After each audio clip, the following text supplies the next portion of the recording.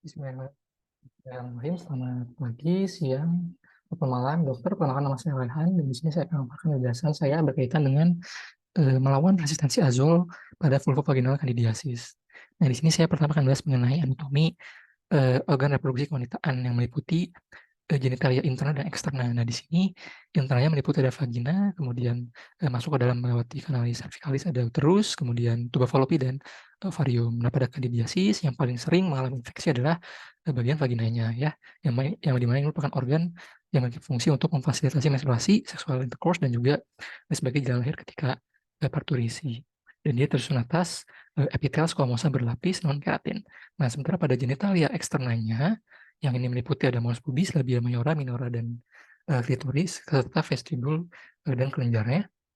Yang paling sering mengalami infeksi candidiasis adalah labia minoranya, yang merupakan suatu lipatan kulit yang tidak berambut dan dia mengelilingi vestibula, orifisium ureter, dan juga orifisium dari vagina. Nah, meskipun candidiasis ini disebabkan oleh mikroba jamur, tapi yang perlu diperhatikan bahwa di vagina sendiri itu ada berbagai normal flora yang hidup di dalamnya, ya.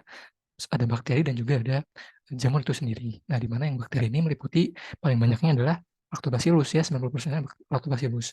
Nah, di sini kenapa saya cantumkan di sini karena memang Lactobacillus ini berperan pada fisiologi nantinya, karena dia punya peran untuk mensekresikan berbagai senyawa yang bersifat mempertahankan keasaman dari lingkungan vagina, ya, seperti bacteriosin, kemudian biosurfaktan, dan juga asam laktat, sehingga dia menginhibisi pertumbuhan dari patogen.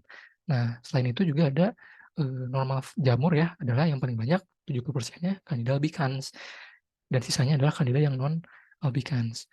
Nah, di sini meskipun dia sifatnya non patogenik, tapi pada beberapa kondisi dia bisa bersifat atau berubah menjadi yang patogenik dengan bantuan beberapa faktor virulensinya, seperti adesin, ya, ini untuk membantu penempelannya, kemudian ada sekresi hidrolase ini untuk mencerna ekstra cellular matrix, kemudian juga ada formasi biofilm, dan yang paling penting adalah adanya polimorfisme atau morfogenesis, ya, perubahan dari yang bentuknya balastospor atau yeast menjadi hifa yang sifatnya dia invasif. Dan secara patogenesis, jadi kita bisa lihat pada gambar bahwa ketika dia mengkolonisasi, dia bentuknya yang awalnya dia blastospor, dia sifatnya masih asimptomatik. Tapi ketika dia berubah bentuknya, dia berubah menjadi bentuk yang hifa, ya, dia akan mengalami perpanjangan dan dia bisa menginfeksi jaringan sekitarnya, mukosa di sekitarnya, sehingga terjadi proses yang infeksius dan merusak epitelnya. Nah, pada derajat yang parah juga bisa terjadi diseminata atau infeksi yang menyebar. Nah, pertanyaannya adalah bagaimana bisa dia berubah bentuk dari yang tidak patogenik menjadi patogenik.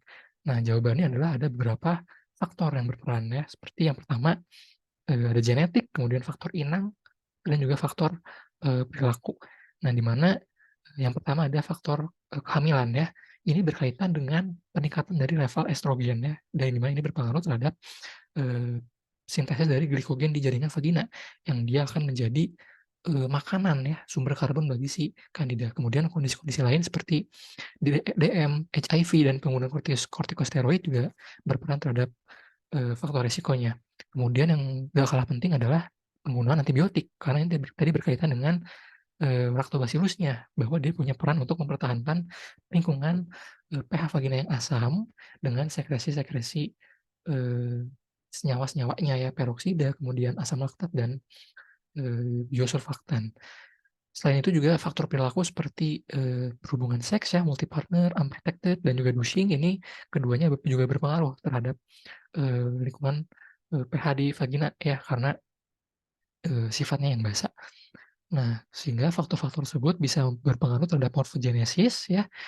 Nah, ketika berubah menjadi bentuk yang hifa atau filamentous, maka ini akan terjadi penetrasi, kemudian dia bisa melepas berbagai sekret atau berbagai senyawa yang sifatnya toksik seperti candidalisin, aspartil protease, kemudian fosfolipase yang nantinya akan mendegradasi extracellular matrix, ya, menjadi nutrisi bagi mereka, dan akhirnya akan aktivasi sistem imun dengan melepas berbagai sitokin-sitokin inflamasi, dan akhirnya terjadi kerusakan mukosa dan terjadi vulvovaginal candidiasis yang simptomatis. Nah, di mana gejala atau tanda yang ditimbulkan bisa berupa hiperemis pada labia minora, introitus vagina dan vagina sepertiga bawah, kemudian ada sekret atau dul vagina yang biasanya berwarna putih seperti susu basi, ya, ataupun seperti keju, yang isinya adalah bahan nekrotik dan sel epitel beserta sel jamur itu sendiri, kemudian ada pseudomembran, dyspareunia, pruritus atau rasa gatal, dan erosi ya dari vulva.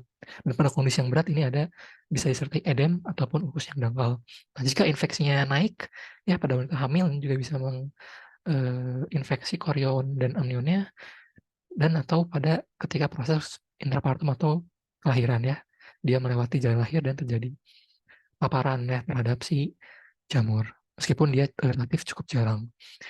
Nah, sehingga secara epidemiologis ini bisa kita lihat bahwa vulvovaginal candidiasis ini cukup sering terjadi, ya, di mana dia paling umum kedua setelah bakterial vaginosis.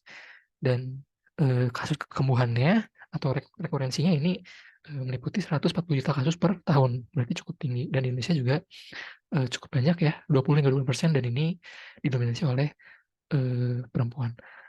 Nah, diagnosisnya berarti tadi kita bisa menggunakan analisis dan pemeriksaan fisik berkaitan dengan tadi gejala yang terlihat ya atau dikeluhkan pasien, dan pada penunjangnya ini bisa dilakukan sediaan basah, pengambilan sampel ya.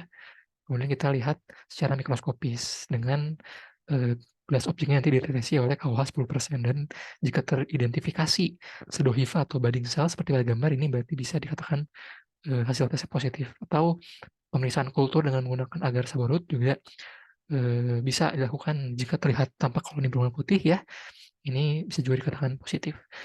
Nah, manajemennya ini kita ada dua, bisa menggunakan azol ataupun nystatin ya. Golongan azol meliputi clotrimazole, fluconazole, dan proconazole dengan dosis tertera pada layar, yang dia mekanisme aksinya adalah menginhibisi sintesis ergosterol atau dinding dari jamur. Nah, ternyata dari yang saya telusuri bahwa beberapa tahun terakhir ada peningkatan dari resistensi azol karena memang akibat penggunaannya yang bertahun-tahun, gitu ya. Dan utamanya ini yang etiologinya adalah Candida albicans ataupun dan gagal berata, di mana di sini dituliskan adanya peningkatan ya persentase dari resistensinya terhadap fluconazole. Dan CDC juga menyebutkan adanya 7% sampel darah ini dites ternyata resistensi terhadap fluconazole.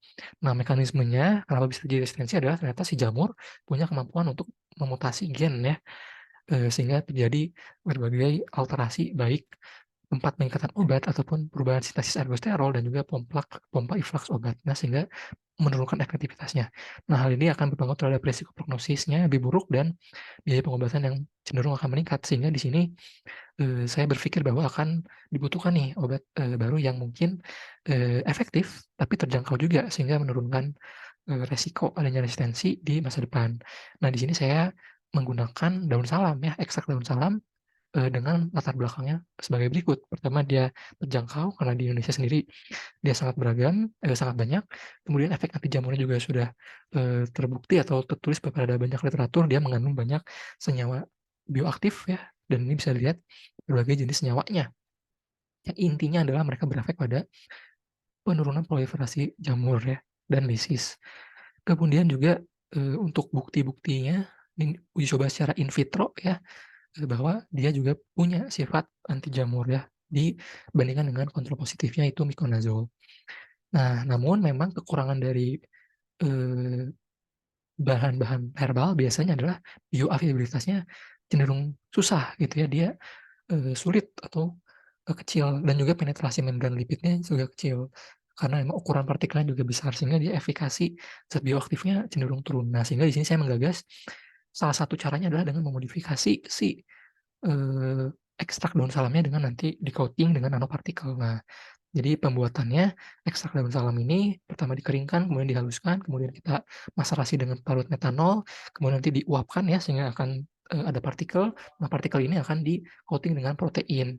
Nah, sehingga terjadi seperti pada gambar ya, dia akan dilepas, prosesnya terjadi sitosis, dan drugnya akan dirilis di targetnya. Tapi perlu diskusi bersama ahli ya, protein apa yang cocok digunakan.